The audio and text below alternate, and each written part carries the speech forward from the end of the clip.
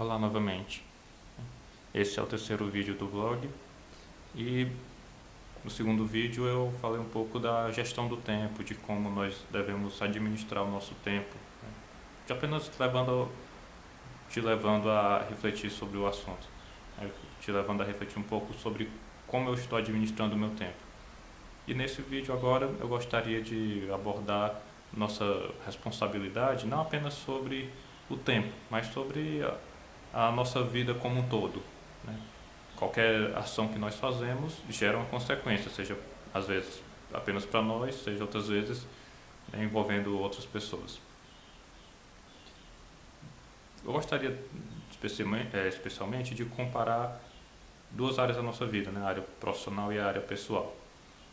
São áreas que têm que ficar distintas, então o que eu faço profissionalmente não é bom que eu traga isso para minha vida pessoal, né? Porque vai atrapalhar a minha gestão do tempo.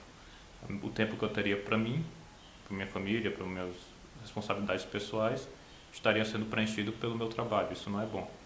Da mesma forma que a minha vida pessoal não deve interferir no meu trabalho. Então é bom que eu não me deixe levar, por exemplo, pelo fato de ter algum problema em casa ou algum outro problema que aconteceu fora do trabalho, permitir que isso interfira dentro do meu trabalho. Isso também não é bom. Então, apesar de manter essas coisas distintas, mas elas podem ter um mesmo princípio. Então, se eu tenho moral no meu trabalho, eu tenho que ter moral na minha vida pessoal. Se eu defendo um valor dentro do meu trabalho ou da minha vida pessoal, é bom que defenda também no outro, né? Eu, como católico, defendo a vida, independente de qualquer coisa. Então, não é porque uma pessoa tirou a vida de outra que ela merece também perder a sua vida, né? Apenas Deus é capaz de julgar quem merece ou não perder a vida. Se eu fosse um policial, eu deveria trazer esse valor também para a minha vida profissional. Então, não seria justo eu tirar a vida de outra pessoa, independente de qual crime ela cometeu. Como eu sou engenheiro, assim, as minhas responsabilidades são outras. Então, as consequências das minhas ações estão em outro nível, em outro patamar. Se eu fosse engenheiro civil, minha responsabilidade seria muito grande, porque dependendo do que eu estivesse fazendo, eu poderia prejudicar muitas pessoas, né? Uma casa, um prédio, uma construção de infraestrutura pública poderia estar ruindo porque eu fiz um trabalho mal feito, né? É importante que eu tenha maturidade para arcar com essa consequência. Se eu fosse um engenheiro mecânico, mesma coisa, eu poderia desenvolver um veículo, por exemplo, que se eu não fosse bem projetado, poderia trazer problemas para muitas pessoas, né? Questões de segurança, questões de performance do veículo, enfim. Se fosse engenheiro eletricista, idem, também teria uma série de consequências, né? Podendo inclusive pôr a vida de muitas pessoas em risco. Engenheiro químico, engenheiro de materiais, engenheiro de qualquer coisa, eu teria muitas consequências. Como engenheiro de telecomunicações, eu não atuo diretamente com telecomunicações, eu atuo com sistemas de informação, mas eu também tenho minhas responsabilidades. Eu tenho que ter consciência que se eu fizer algo ruim, isso pode impactar o produto que nós desenvolvemos e isso vai acarretar uma série de problemas para o cliente, né? Não vai pôr a vida de ninguém em risco a princípio, mas também é algo que vai prejudicar, vai gerar outro tipo de prejuízo para o cliente. Então é importante que eu tenha essa consciência e que eu tenha a maturidade para arcar com as consequências do que eu estou fazendo. Se por um acaso eu errar alguma coisa dentro do meu projeto, eu posso inclusive ser demitido pelo erro que eu cometi. Existe alguém que está acima de mim que vai me julgar e vai tomar as devidas providências acerca dos atos que eu tiver cometido. Na minha vida pessoal não existe muitas vezes essa figura da autoridade.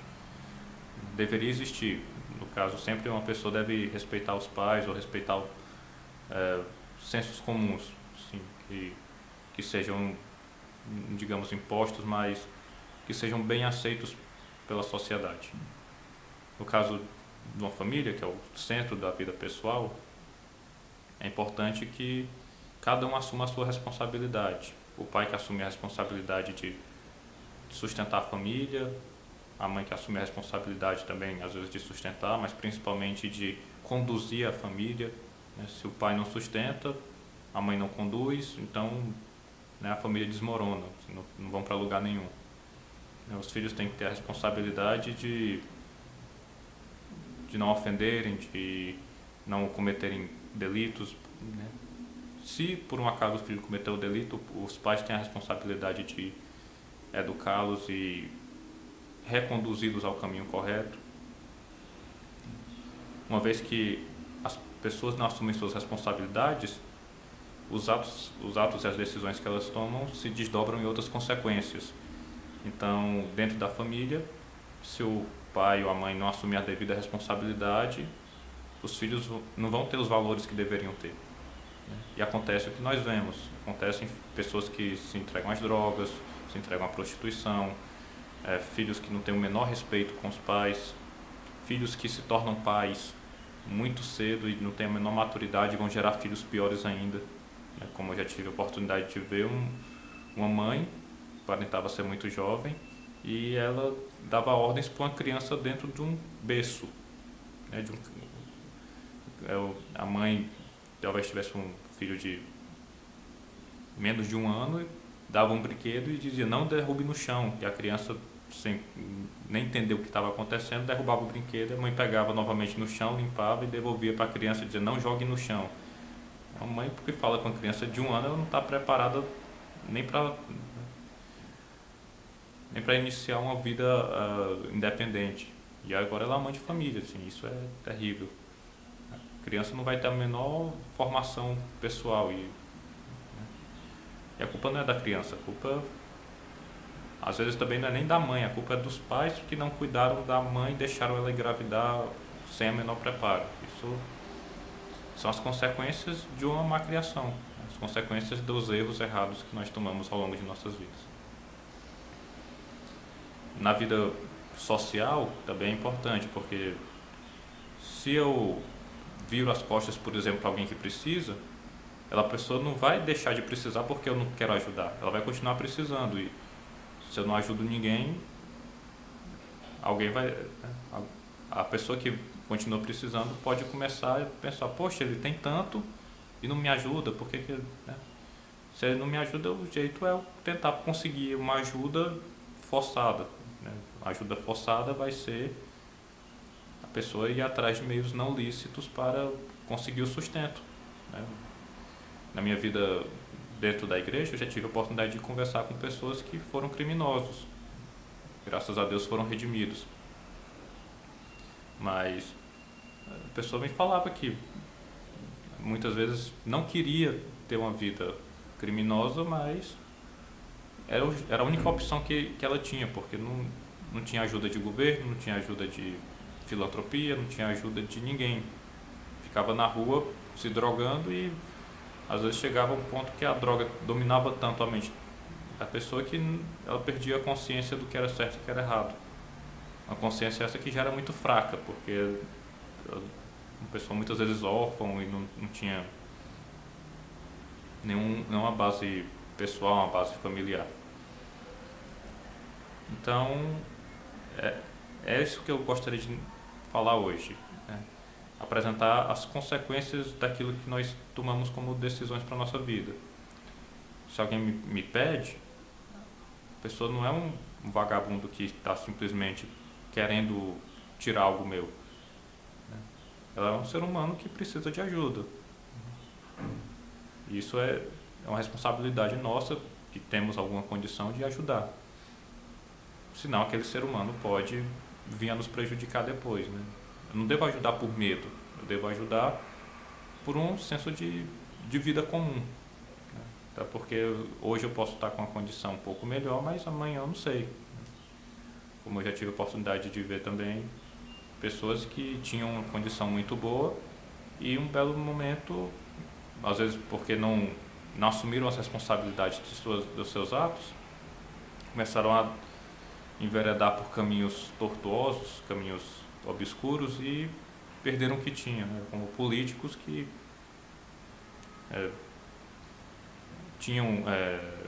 estavam em mandato e em algum momento perderam o mandato e não conseguiram se reerguer profissionalmente e ficaram mal vistos pela sociedade. A partir daquele momento eles não conseguiam mais fazer nada profissionalmente.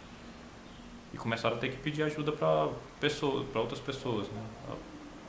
Isso é, assim, é um exemplo de como as nossas decisões, como aquilo que nós procuramos fazer, pode se desdobrar em outras coisas na nossa vida, né? Então, para finalizar, eu gostaria de mencionar novamente algo que eu comentei no começo do vídeo. A nossa vida, ela pode ter várias áreas, né? A vida profissional, a vida pessoal, familiar, os amigos, enfim. Mas o senso, né, os princípios podem ser os mesmos. Então, se eu tenho o valor de defender a vida, é importante que eu defenda a vida independente de onde eu estou. Se eu estou no meio do trabalho e eu vejo, por exemplo, uma pessoa ofendendo a outra, eu tenho que, pelo menos, tentar levar aquela pessoa, o ofensor, a refletir, né? Ou a tentar consolar de alguma forma aquele que é ofendido. Se eu estou no meio acadêmico, né, eu tenho que defender os valores da vida, como dentro do curso de Ciência da Computação, tentar colocar na cabeça dos meus alunos que o importante não é apenas ganhar dinheiro, ter uma boa condição financeira, mas o importante é a contribuição social, é o bem que nós fazemos através do desenvolvimento da tecnologia. Se eu estou no meio familiar, é importante que eu defenda a vida zelando pelo respeito, zelando pela boa criação, pela boa formação dos membros da minha família.